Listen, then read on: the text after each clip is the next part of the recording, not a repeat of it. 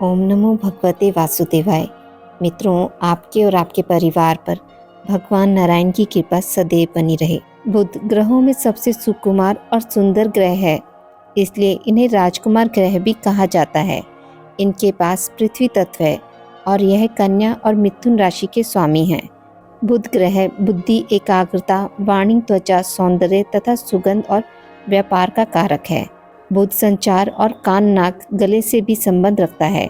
बुध से बुद्धि की प्रखरता आती है तथा गणित के और आर्थिक मामलों में सफलता मिलती है। बुध ग्रह यदि पीड़ित हो जाए तो बहन, बेटी, बुआ का सुख नहीं मिल पाता है। बुध ग्रह के खराब होने पर व्यापार में लगाया हुआ पैसा तुरंत फंस जाता है।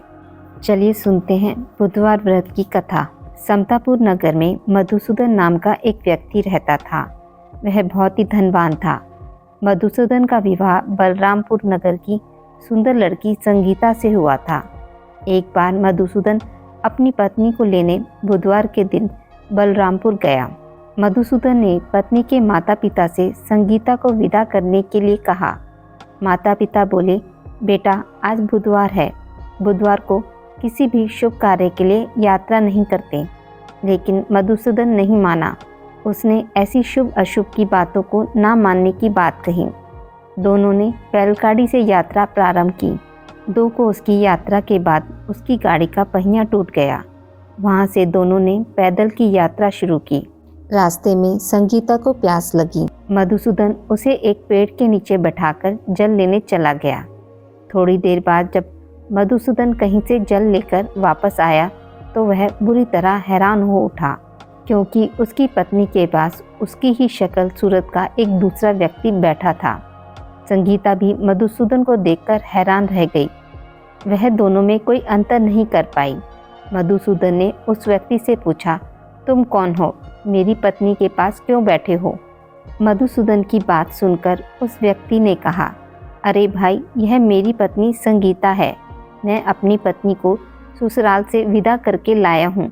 लेकिन तुम कौन हो जो मुझसे ऐसा प्रश्न कर रहे हो? मधुसूदन ने कहा, तुम ज़रूर कोई चोर या ठग हो। यह मेरी पत्नी संगीता है। मैं इसे पेड़ के नीचे बैठाकर जल लेने गया था। इस पर उस व्यक्ति ने कहा, अरे भाई, झूठ तुम बोल रहे हो। संगीता को प्यास लगने पर जल लेने मैं गया था। मैंने तो जल लाकर अपनी पत्नी को पिला भी दिया है।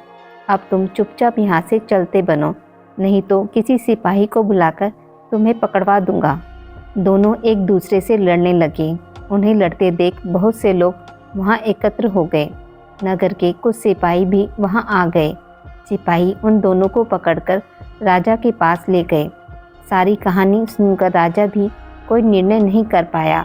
संगीता भी उन दोनों में से अपने वास्तविक पति को नहीं पहचान पा रही थी। राजा ने दोनों को कारागार में डालने के लिए कहा। राजा के फैसले पर असली मधुसूदन भयभीत हो उठा। तभी आकाशवाणी हुई, मधुसूदन, तूने संगीता के माता पिता की बात नहीं मानी और बुधवार के दिन अपनी ससुराल से प्रस्थान किया। यह सब भगवान बुधदेव के प्रकोप से हो रहा है।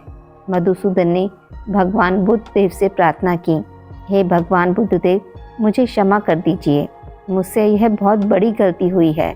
भविष्य में अब कभी बुधवार के दिन यात्रा नहीं करूँगा और सदैव बुधवार को आपका व्रत किया करूँगा। मधुसूदन के प्रार्थना करने से भगवान बुधदेव ने उसे क्षमा कर दिया। तभी दूसरा व्यक्ति राजा के सामने से गायब हो गया। राजा और दूसरे लोग इस चमत्कार को देखकर हैरान हो गए। भगवान बुधदेव की इस अनुकंपा से राजा ने मधुसूदन और उसकी पत्नी को सम्मानपूर्वक विदा किया। कुछ दूर चलने पर रास्ते में उन्हें बैलगाड़ी मिल गई। बैलगाड़ी का टूटा हुआ पहिया भी जुड़ा हुआ था। दोनों उसमें बैठकर समतापुर की ओर चल दिए। मधुसूदन और उसकी पत्नी संगीता दोनों बुधवार को व्रत करते हुए आनंदपूर्वक जीवन यापन करने लगे। इस तरह भगवान बुधदेव की कृपा से उनके यहाँ खुशियाँ बरसने लगी।